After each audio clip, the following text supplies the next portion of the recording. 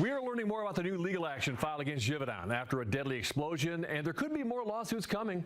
Givaudan's accused of negligence and being a nuisance in a new lawsuit that seeks compensation and punitive damages for injuries and lost property.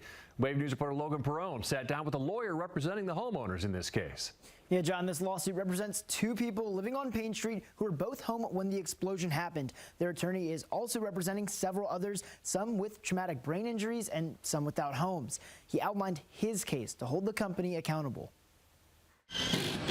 Negligence, a nuisance, and more.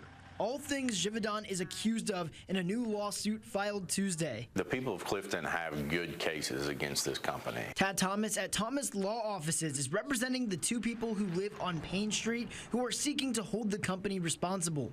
He says at least 10 other homeowners are ready to do the same. The reason they're calling lawyers is because they're mad because Givaudan is not handling this appropriately. The court filing accuses Givaudan of negligently operating its factory, citing a failure to properly inspect and maintain its cooking vessels.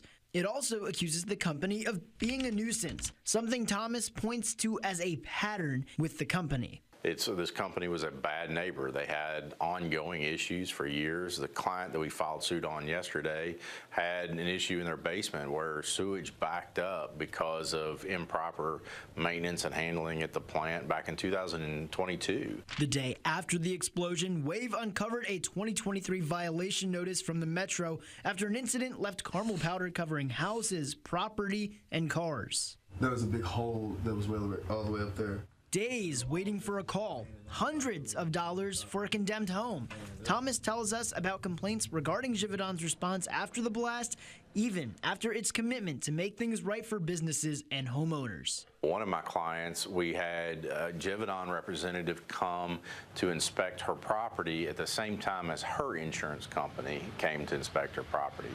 The Givaudan representative was in and out, took a couple pictures and left, whereas the insurance company person actually came in and did like 2 hours worth of looking at the property damage, making assessments, writing up a report. So that should tell you what Givaudan thinks of what they're going to be doing when it comes to property damage. The numerous lawsuits against the company are likely to be combined. Thomas believes the people impacted will get the justice they deserve. It may take some time to ensure that they get full compensation for what they've suffered, but I'm very confident that there's going to be a positive outcome for the neighbors in Clifton.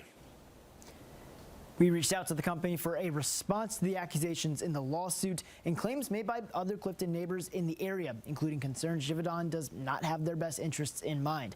A spokesperson for Givaudan told us we are unable to comment on any ongoing legal action. Logan Perrone, Wave News. Okay, thank you.